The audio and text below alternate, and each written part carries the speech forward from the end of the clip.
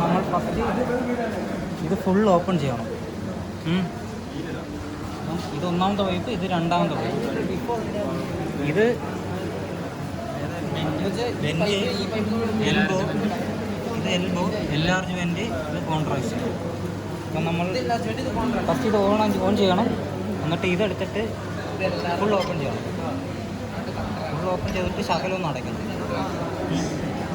എന്നിട്ട് ഈ പൈപ്പല്ലേ നമ്മൾ നോക്കാൻ പോകണം. അപ്പോൾ ഇതിൻ്റെ എൽബോ രണ്ടും ഓണാക്കും.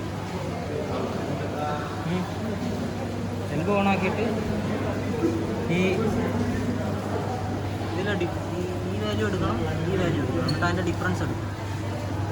അതാ ഒരു സെറ്റ്.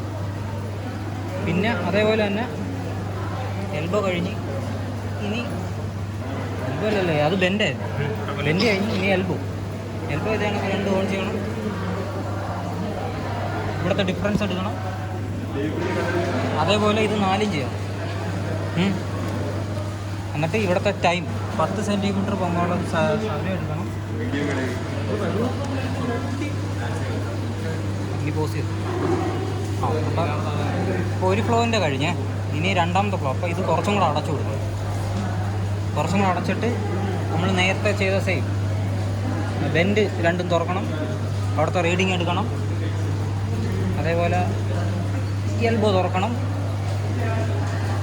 താഴത്തെ റീഡിങ് എടുക്കണം. അങ്ങനെ ഇത് രണ്ടും. അപ്പോൾ ഒരു പൈപ്പിൻ്റെ 2 ഫ്ലോയിലുള്ള റീഡിങ് കിട്ടി. ഞാൻ ഈ സെയിം പ്രൊസീജിയർ ഈ പൈപ്പിന് ചെയ്യും. അത്രയേ ഉള്ളൂ. ഇത് നല്ല ഫസ്റ്റ് പൈപ്പ്. ഇത് 4 ഇതിന്. ഇത് 4 ഇതിന്. ഇത് 4 ഇതിന്. ക്യാമറമാൻ നിരഞ്ജനോടൊപ്പം